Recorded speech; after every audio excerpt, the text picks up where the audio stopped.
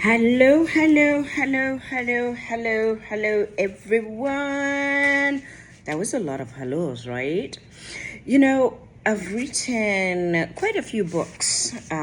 So every now and then, I just want to, see what I wrote. And in 2010, I released this book, Beyond the Tears, Bruised but Not Broken, which I have since revised and, even changed from, bruised but not broken. I made it bruised but never broken. But now this is the original copy of Bruised but Not Broken that, I wrote. So I was reading, the book, and what caught my eye was a letter that my dad, Benjamin Matlatini, wrote to me as I was writing this book. I asked him, I said, Dad, what do you remember about me? What can you tell me about myself when I was young? And he says, oh, I can tell you a lot. So he wrote this letter, which I put in the book verbatim. And I'm going to read to you this letter that he wrote to me.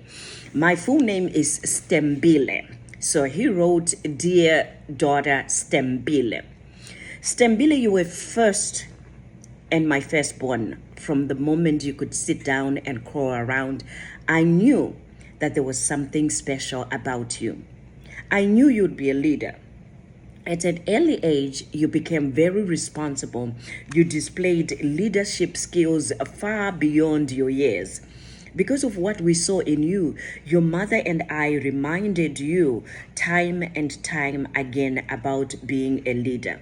I was not home much to see how difficult it was for you and your mother. So I will tell what I remember of you from whatever and whenever I was home. I will always share with you the growth I have seen in you over the years. I am convinced, however, that others might ask, how could an infant show leadership?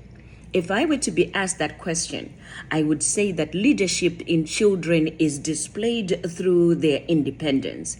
As a child, you displayed a high level of independence. Unlike your siblings, you cried a lot, yet you would stop crying as soon as I held you in my hands. I am not sure if you did it to attract my attention, but you did it as often as you did and got away with it. Nonetheless, as soon as your crying episodes were over, you would immediately start arranging, destroying, and rearranging toys that were placed before you on the floor. Other times, I would put you outside in the yard on a blanket. On the blanket, I would put some sand around you for comfort and protection. Then you would go around and around on the blanket playing with your toys. As poor as we were back then, we could not afford modern toys. Instead, I used sticks, tins, and spoons as toys for you. While your mother worked on her household chores, you would rearrange, and rearrange those items. When there was no one else to play with, you were comfortable with playing by yourself. Sometimes you would play by yourself for hours and hours. As I look back over the years, I remember hearing your mother yelling at the top of her voice, "Where is my daughter?" There were those times when you went out of her sight for a brief moment, but there you were, playing quietly by yourself. Everything would be normal again. Away from home, you used to protect other children at school. You protected them from bullies. You were able to stop the bullies not because not because of your physical power, but because of the leadership skills you possessed as a child. Those same skills are serving you well today as an adult. I would be the first to tell you that there was more to you than your independence. You were a prankster. You used to tease your mother and I regularly. In addition to your aptitude for pranks, you were a very inquisitive child. You questioned everything. No matter what or where we were and what time of day it was or what we were doing, you were always awake, asking question after question. You ignored the fact that everyone else was asleep. It was then that I realized that you had a gift for speaking. You loved everyone and you were not afraid to engage anyone in conversation. You were growing into a very confident young man, young woman, young man. Young woman, for example, when you turned 18, I introduced you to real estate. You grasped the art of selling immediately. Boy, do I remember that. Because you connected easily with people, selling came easy to you. To me, you have always been a go-getter. Therefore, I wasn't surprised to learn that you were pursuing a doctoral degree. In fact, I was thrilled. I always knew you would do it. More than that, I am so proud of who you have become, and I have no doubt that you will use your background, training, and experience to educate, motivate, and inspire others to live the life that you deserve to the fullest. I love you, Dad.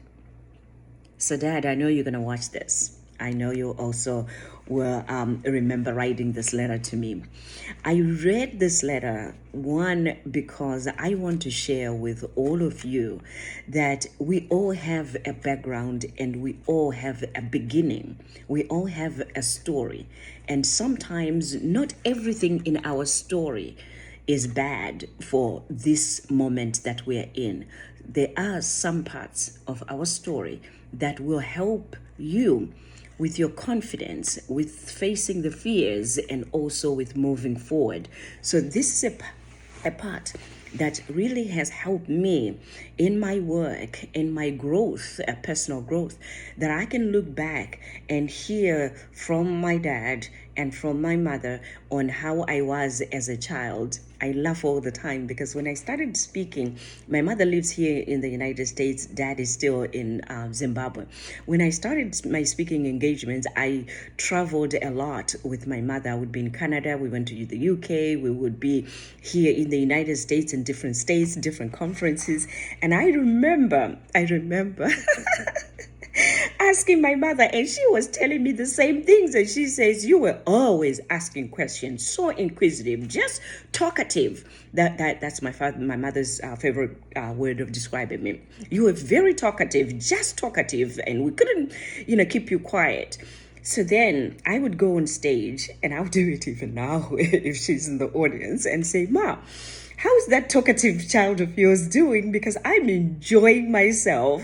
This is my work. I get paid to be talkative, whether I'm doing coaching, one-on-one coaching, or I'm doing group coaching, or I'm even presenting workshops, or I'm a keynote speaker or a guest speaker. I am being talkative. So my question to you is, what is it that is in your future, in your past, that can help you where you are today? And journaling is one of the things that I do, and that's the reason why I write so many books, because I'm always writing and journaling. So sometimes it's helpful for you to ask the question. So the way that I got this letter is I wrote to my father in Zimbabwe and I said, Dad, I'm writing a book about myself, Beyond the Tears. And I wanted to remember some of the things that you remember about me, because I don't remember what I was as a child, and know what it was when I started crawling and playing with toys and stuff and being alone. I don't remember all of that. And he wrote me this letter. So I also spoke to my aunts. I also spoke to, people that were around when I was born, because I'm the firstborn. It was interesting to hear the stories of who I was as a baby. One thing that I know for sure is I'm a go-getter, and I'm a very determined, person. So I will learn it.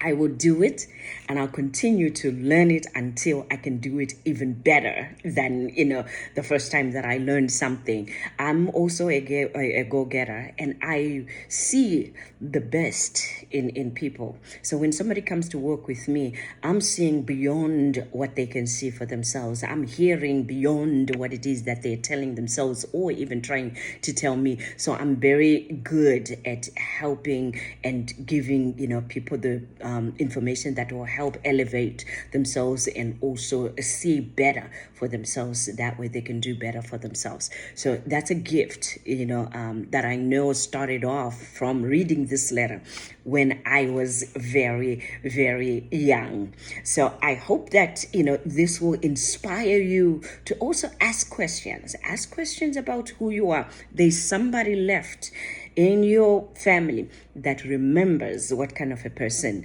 that you are, that remembers your strengths. And sometimes when I, encourage people to do this, I literally will say to people, listen, ask for the good stuff, what good things, good qualities did I have or do I have? Do you remember, from my childhood? So that they tell you the good stuff, because, the other bad stuff that many people might remember might not help you right now. So you get to choose which part of your story you will carry with you and which part of your story that you will let go, because not everything that was in our past is helpful to us. Not everything, is something that we need to carry into this present that we are, or in the future.